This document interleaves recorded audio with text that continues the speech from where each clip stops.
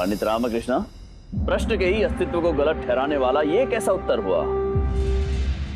क्षमा करें महाराज, यदि आप मुझसे 33 करोड़ देवी देवताओं के नाम पूछ रहे हैं तो इस प्रश्न का उत्तर देने में मैं असमर्थ हूं। किंतु यदि आप मुझसे 33 कोटि देवी देवताओं के नाम पूछ रहे हैं तो वो कंठस्थ है मुझे।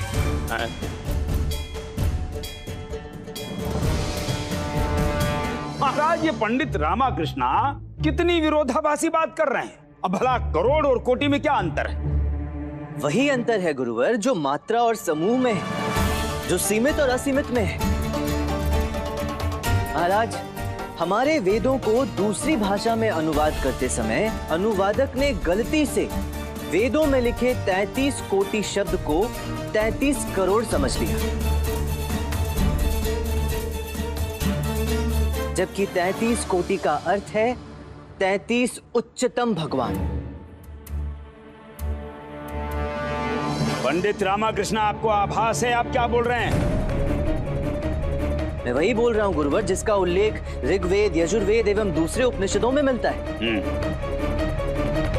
यही प्रश्न बृहदारण्यक उपनिषद में यज्ञवाल्क्य प्रश्नावली में भी पूछा गया है। आपने भी अवश्य ही पढ़ा होगा। हाँ, तो क्या हम बिना पढ़े ही राजगुरु बन गए? हाँ। महाराज, प्रमुख वेदों और उपनिषदों में बताया गया है कि 8 वसु, 12 आदित्य, 11 रुद्र और 2 अश्विनी कुमारों को मिलाकर 33 कोटि देवता होते हैं। यदि विस्तार में बताया जाए तो 8 वसु प्रकृति के विभिन्न भागों का प्रतिनिधित्व करते हैं, जैसे अनिल अर्थात वायु,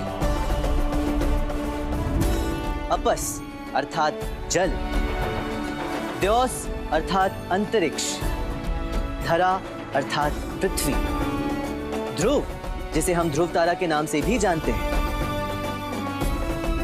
अनल अर्थात अग्नि, प्रभास अर्थात अरुणोदय जिसे हम सूर्योदय के नाम से भी जानते हैं, और अंतिम है सोम अर्थात चंद्रमा।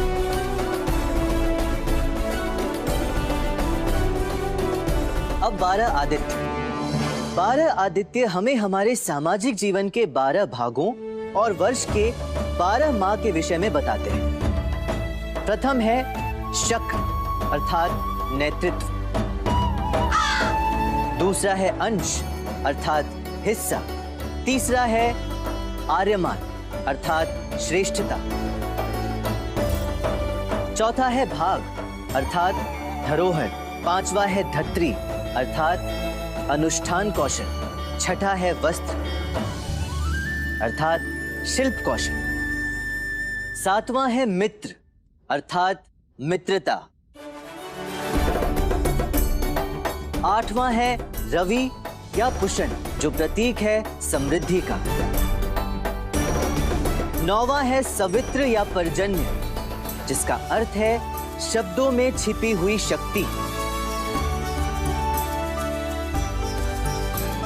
10वां है सूर्य या विवस्वान जिसका अर्थ है सामाजिक कानून, 11वां है वरुण जो प्रतीक है भाग्य का, और 12वां और अंतिम है वामन जिसका अर्थ है ब्रह्मांडीय कानून।